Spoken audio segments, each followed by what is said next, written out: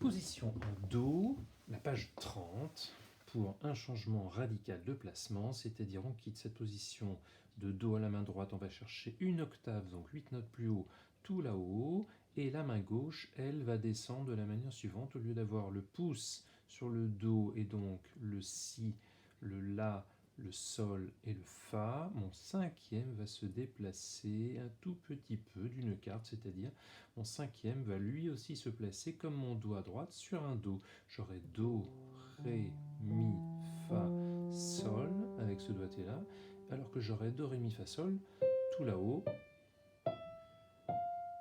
Voilà, le Sol, on apprend qu'il est en dehors de la portée tout là-haut, et que la première note qui est ici, mon deuxième interligne, c'est le Do. Alors là, il faut bien maîtriser le Do, le Ré, le Mi, qu'on ne connaissait pas encore, et tout là-haut, Do, Ré, Mi, Fa, Sol.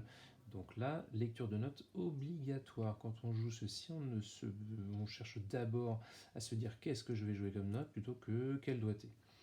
Même chose bien sûr là-haut, même si au début c'est extrêmement simple, c'est pas du tout pour la difficulté de le jouer, puisqu'on va jouer Do, Ré, Mi, Fa, Sol, Fa, Mi, Ré, Do, Ré, Mi, Fa, Sol, Fa, Mi, Ré, Do. C'est ultra simple, on prend son temps pour arrondir, etc.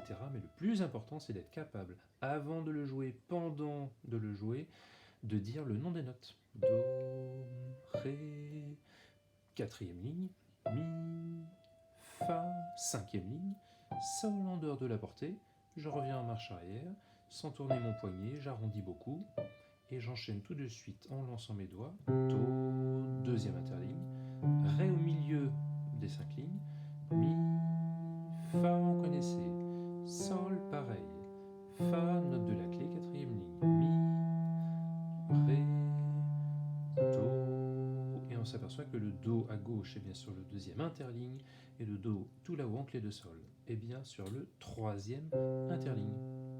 Je ne bouge pas de cette position pour faire marche après marche. Marche après marche, je vais avoir ici, chacun monte en même temps, position en parallèle, chacun redescend. Ici, chacun va dans son sens. Voilà, d'autrement dit, quelque chose, voilà, où chacun revient de son côté. Je prends donc ce Do, Ré, Mi, Fa, Sol, etc. Attention à bien lire le nom des notes avant de commencer à le jouer. Je suis par exemple sur Fa, aux deux mains.